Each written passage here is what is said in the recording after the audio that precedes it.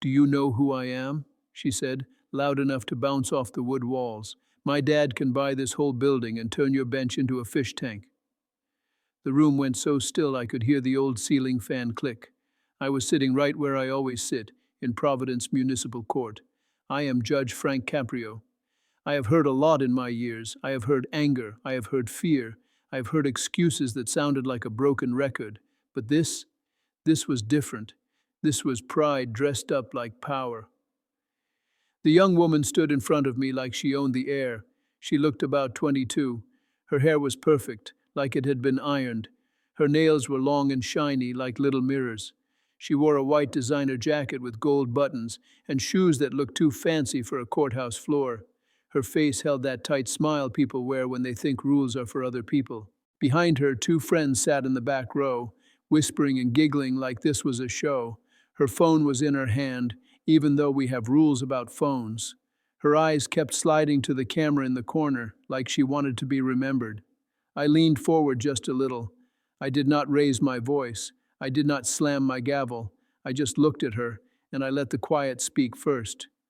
If you believe justice should be equal for everyone, you'll want to see what happens next. The bailiff cleared his throat, and I could feel a storm building in the middle of my courtroom.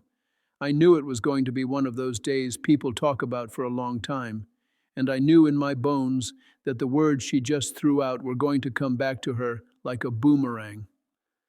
Case by case, I have learned something simple.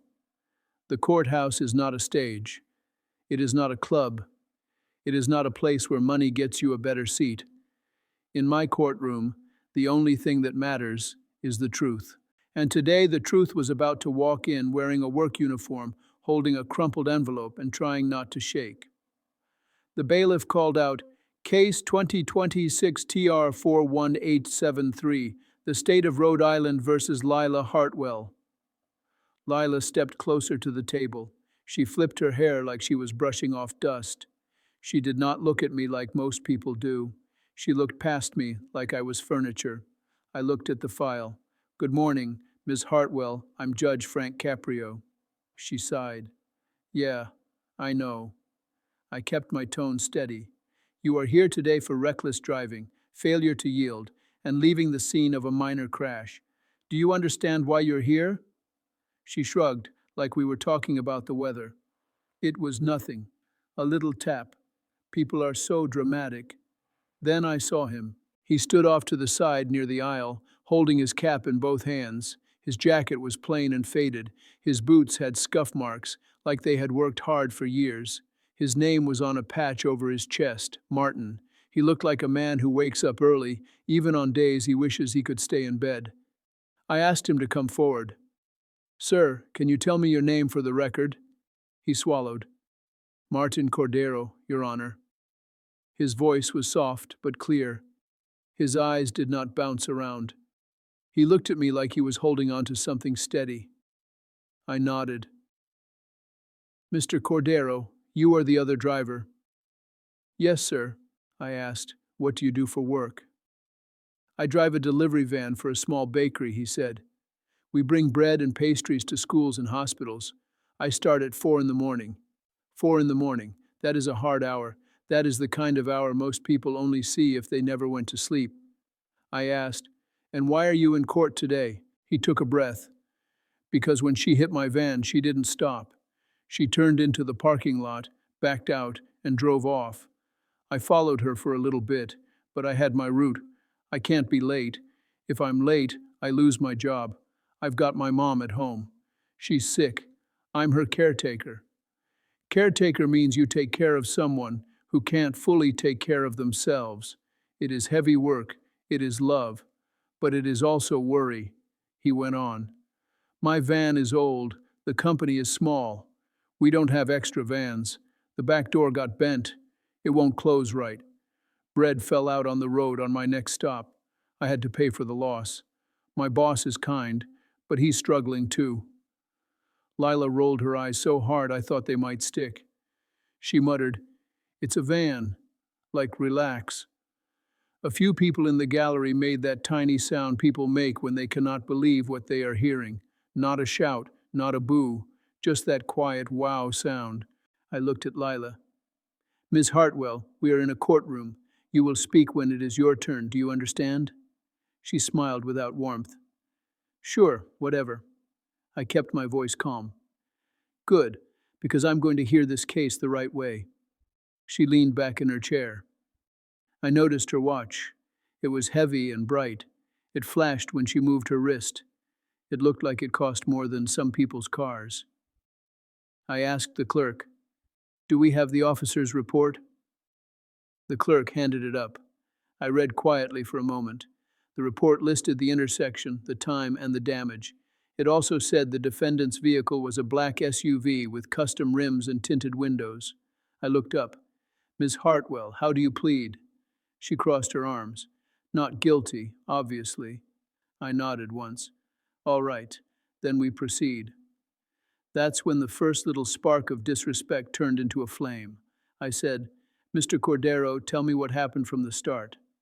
Martin spoke slow. I was coming off a side street. I stopped at the sign. I looked both ways. I pulled out carefully. Then her SUV came fast from my left. I froze. I tried to move, but she clipped the back of my van. I felt the whole van shake. Lila cut in, sharp. He pulled out like an idiot. I held up my hand. Ms. Hartwell. She tapped her nails on the table. Click, click, click, like she wanted the room to hurry up. I said, In my courtroom, we don't insult people. That's your first warning. She smirked. Okay, Judge. First warning. Got it. The gallery shifted. I could feel eyes on me waiting, not for drama, for fairness. I turned to the prosecutor. What evidence do you have today? The prosecutor stood. Your Honor, we have 3 pieces of evidence. I said, let's start with the first. Evidence number 1 came in the form of a photo, not a fancy photo, not a glossy print. It was a simple picture taken on a phone. It showed the back of Martin's van door, bent inward like someone had kicked it. The latch was twisted. You could see fresh scrape marks, black paint on white metal. The prosecutor said, this photo was taken by Mr. Cordero at his next stop. The van door would not shut. It caused product to fall out during transport. Lila laughed, just one short laugh. So? That's not my problem. I looked at her. Ms. Hartwell, you are accused of making it your problem. She flicked her hand. He's making it bigger than it is. I turned back to Martin.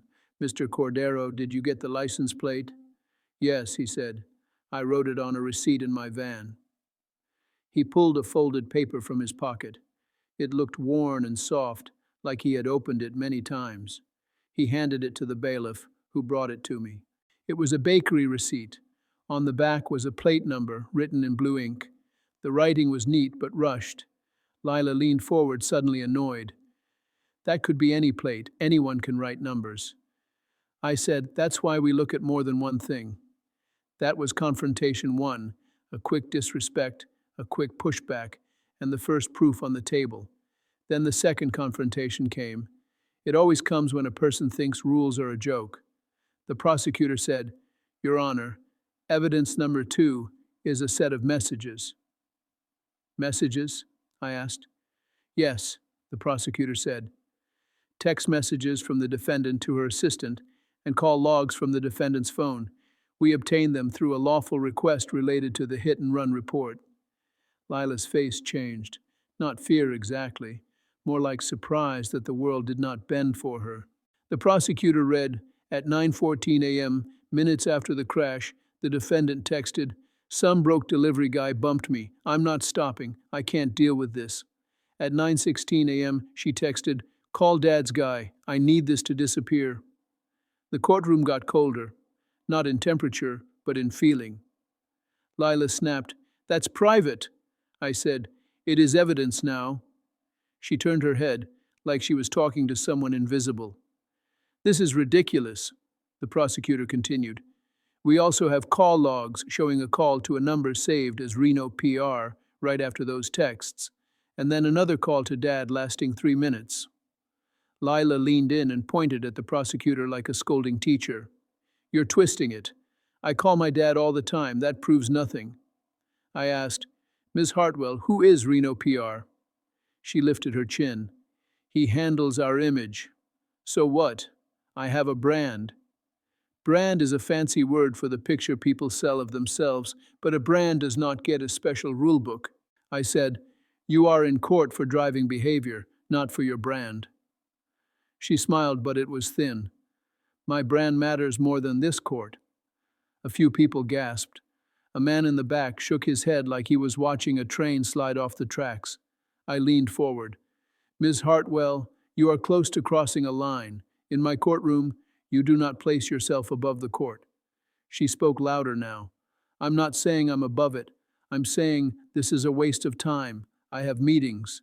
I have a schedule. I turned to Martin. He stood like a post in the ground. He looked tired, but he did not look weak. I asked him, Mr. Cordero, what did it cost you? He took a breath. The bakery docked my pay for the lost bread. It was $92. That's groceries for the week. $92. For some people, that's a dinner. For others, it's survival. Lila scoffed. Oh my God, $92? I spend that on coffee in 2 days. I felt something tighten in my chest. Not anger, a kind of sadness, like watching someone throw away a gift and not even notice. I said, Ms. Hartwell, that comment shows me who you are right now, but I am still giving you a chance to show me who you can be. She rolled her shoulders like she was bored. Can we just pay him and go? I said, that depends, because there is still evidence number 3. That is when the third confrontation began, the one that turns a case into a lesson.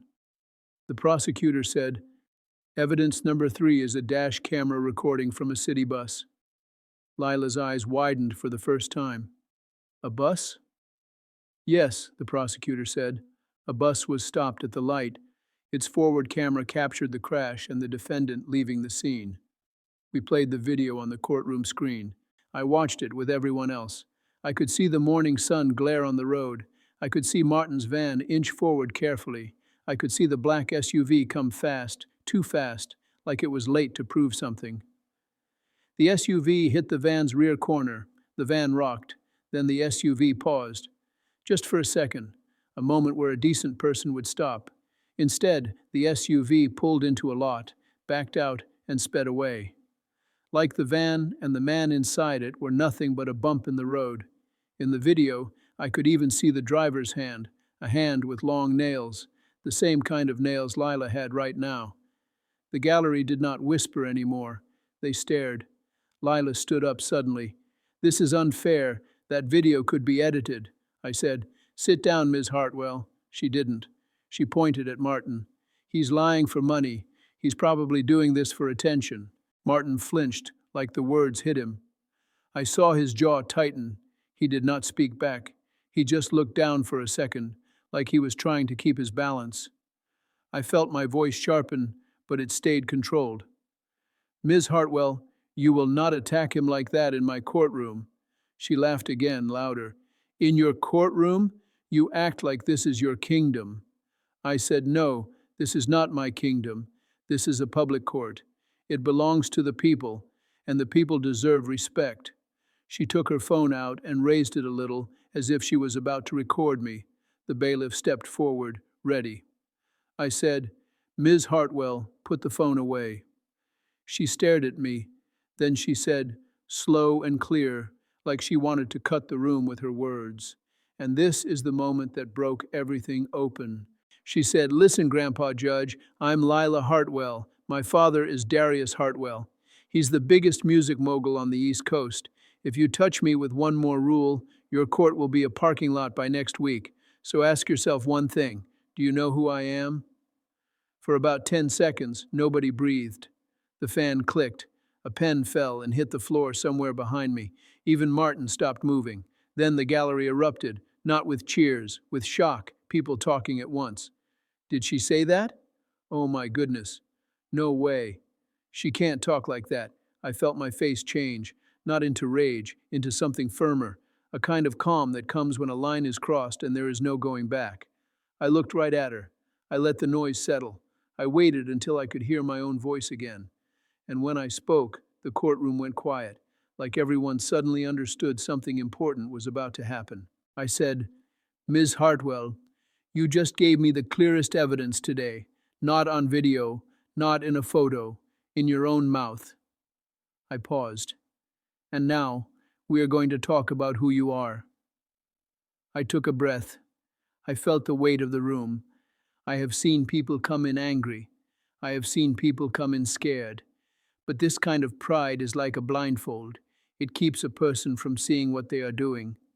I said, Lila Hartwell, I do know who you are. You are a young woman who thinks your last name is a shield. She started to speak, but I held up my hand. Lila Hartwell, I said again. I also know who Mr. Cordero is. He is a man who wakes up at 4 in the morning to deliver bread to schools and hospitals. He takes care of his sick mother. He worries about $92 because it matters. I looked at Martin. Sir, thank you for coming in and speaking calmly. Then I looked back at her. Lila Hartwell, you told me my dad can buy this whole building. You told me my brand matters more than this court. You told me if you touch me with one more rule, your court will be a parking lot. I leaned forward. So let me ask you a simple question. Who taught you that respect is something you can purchase? Her eyes flashed. That's not what I said. It is what you said. And in my courtroom, your words have weight. She shifted, and for the first time her confidence looked shaky at the edges. I asked, when you hit that van, why didn't you stop? She scoffed, weaker now. I didn't think it was a big deal. I said, it was a big deal to him. It bent the door on his work van. It cost him money. It cost him time. It cost him peace. I let that sink in. Lila Hartwell, I said, you are 22 years old. You are an adult.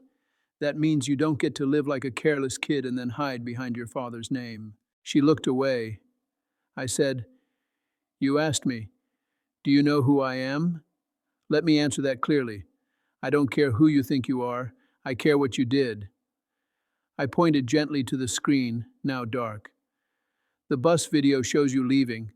The messages show you trying to make it disappear, and your mouth just showed me the reason. You think rules are for people like Mr. Cordero, not for people like you. I paused again. That is not how justice works, not in Providence, not in my courtroom. I looked at her friends in the back. They had stopped smiling. They looked like they wished they could melt into the bench. I said, Lila Hartwell, humility means you understand you are not better than other people. Humility is not weakness, it is strength. And today, you have shown none. Her voice came out small, but still sharp. So what, you're going to punish me because I talked back? I shook my head slowly. No, I'm going to sentence you because you drove recklessly, you failed to yield, you left the scene, and you tried to use influence to avoid responsibility. I glanced at Martin again. He was blinking fast, like he was trying not to cry. Some people think tears mean someone is soft. I think tears mean someone is human. I turned back to her one last time before sentencing. Lila Hartwell, I said, you can walk out of here with a lesson that changes you, or you can walk out of here with a record that follows you. The choice is yours, but the consequences are mine to set. Then I sat back, and I made my decision. I said, here is the sentence. I spoke in stages, so nobody could pretend they did not understand. First, the financial penalty. For reckless driving and failure to yield, I'm imposing a fine of $850. That includes court costs. You will pay it within 45 days. Her mouth opened in shock. 800? I lifted my hand. Let me finish. Second, I said, restitution. Restitution means paying back the money your actions caused. You will pay Mr. Cordero $92 for the lost bakery goods. You will also pay $410 to cover the repair estimate for the van's rear door latch. Total restitution is $502. That payment will be made within 14 days, through the clerk, so there is a record. Martin's shoulders dropped a little, like he had been holding a heavy box, and someone finally helped him set it down. Third, I said, your license. Your license will be suspended for 60 days. After that, you may apply for reinstatement only after you complete a safe driving class. That class must be approved by the court. Lila's face went stiff. You can't do that. I have events. I looked at her. Then you should have driven like someone who cares about other people. I continued. Fourth, community service. Community service means you will work for the community, without pay, to make up for harm you caused. She rolled her eyes again, but there was less power in it now. I said, you will complete 120 hours of community service. Her head snapped up. What? I said, 120. Then I made it specific, so it could not be dodged. You will complete those hours at the Rhode Island Road Safety Youth Program. You will assist with setting up learning stations for teen drivers. You will also spend time at a local food pantry partnered with that program, because you mocked what $92 means to a working person. I looked at her. You will serve 2 shifts each week, Tuesdays from 4:30 p.m. to 7:30 p.m., and Saturdays from 9:79 a.m. to 1:00 p.m. You will report to a supervisor named Ms. Elaine Porter. You will sign in and sign out. If you miss a shift, the court will know. Lila's voice went high. This is insane. I said, no. What's insane is leaving a crash and thinking your name erases it. I continued. Fifth, public accountability. She blinked. Public what? I said. Accountability means you face what you did. You will write a handwritten apology letter, not typed, handwritten, 2 pages minimum, 1 letter to Mr. Cordero, 1 letter to this court. In the letter to Mr. Cordero, you will not mention your father. You will not mention money. You will mention responsibility. I paused. You will also record a short public service message, 30 seconds, court-approved script, no music, no glam, just you, plain, telling young drivers, stop after a crash, own your mistake. That video will be shown at the youth program classes for 3 months. Her friends in the back looked at each other like their phones had suddenly turned into bricks. Then I addressed the contempt. Contempt is when someone shows open disrespect to the court. It is a serious thing. And today she stepped right up to that edge and pushed. I said, now, Ms. Hartwell, because you threatened this court by saying it would become a parking lot, and because you called me Grandpa Judge in a way meant to insult, I am finding you in contempt of court. Her face drained. Wait. I looked to the bailiff. Bailiff, please step forward. The bailiff moved in. The sound of his shoes on the floor was loud in the quiet room. Lila took a step back. You're kidding, I said. I am not. The bailiff gently took her wrists. She tried to pull away, but he was steady and careful. The handcuffs clicked shut. That sound is never happy. It is not a sound I enjoy hearing. It means someone is learning the hard way. The gallery was silent again. I said, Ms. Hartwell, you will spend 24 hours in custody. This is not to ruin your life. It is to stop you from ruining your soul. You will be brought back here for a review hearing on March 10, 2026 at 9 a.m. At that hearing, I want proof you began your community service. I want proof you enrolled in driving class, and I want those apology letters submitted. Her lips trembled. My dad, I cut in, firm but not cruel. Your dad is not on trial. You are. Martin covered his mouth with his hand. I could not tell if he was shocked or relieved, maybe both. I looked at him. Mr. Cordero, I hope this helps you and your mother. He nodded, eyes wet. Thank you, Your Honor. I watched Lila as the bailiff guided her toward the side door. Her jacket didn't look powerful anymore. It looked like a costume that stopped working. And then, just before she reached the door, she turned her head and looked at me. Not with anger, with fear, real fear. That is when I knew the internet would not just replay her quote. They would replay the moment the quote stopped working. 6 weeks later, I saw her again in my courtroom. She looked different. Not in a movie makeover way, in a simple way. Her hair was pulled back, no flashy jacket, no loud jewelry. Her hands were plain, no long nails. She walked in alone. The clerk handed me her file. I read quietly. She had completed 64 hours of community service already. The supervisor's note said, arrived on time every shift, quiet, works hard, asked questions, helped teenagers practice safe stops and blind spot checks. There was also a copy of her apology letter. I looked up at her. "Miss Hartwell," she swallowed. "Yes, Your Honor," I said. "Read me one line from your letter to Mr. Cordero." Her eyes dropped to the paper she carried. Her voice shook, but she read. "I treated you like you were less than me. That was wrong. You didn't deserve my disrespect." The courtroom was quiet again, but this time the quiet felt cleaner. I asked, "Why did you change your tone?" She took a breath. "Because, in custody, nobody cared who my dad was, and at the youth program, the kids didn't care either. They just wanted me to show them how not to mess up. I realized I've been acting like my name was a free pass." I nodded. "And now?" She looked up. Her eyes were tired, but honest. "Now I know it's not." Martin was not there this time, but I saw a note that restitution had been paid in full, on time. The van was repaired. The bakery confirmed it. I said, "Ms. Hartwell, you still have hours to complete. You still have class to finish, but I am seeing effort." She nodded, small. "Yes, sir." I leaned forward. "Effort is the start. Humility is the path." Then I said, "I will not add more time today, but if you fall back into the person you were, I will." Her eyes filled. "I understand." After court, when the room emptied, I sat alone for a moment. I looked at the bench, the flag, the worn wood, the quiet chairs. I thought about that question she threw at me like a rock. "Do you know who I am?" In this building, I meet people who think their money makes them tall. I meet people who think their pain makes them invisible. But the courtroom is where we remember something simple. A name is not a license to harm. A paycheck is not a permit to disrespect. And a person's job title does not measure their worth. Justice is not about who you are.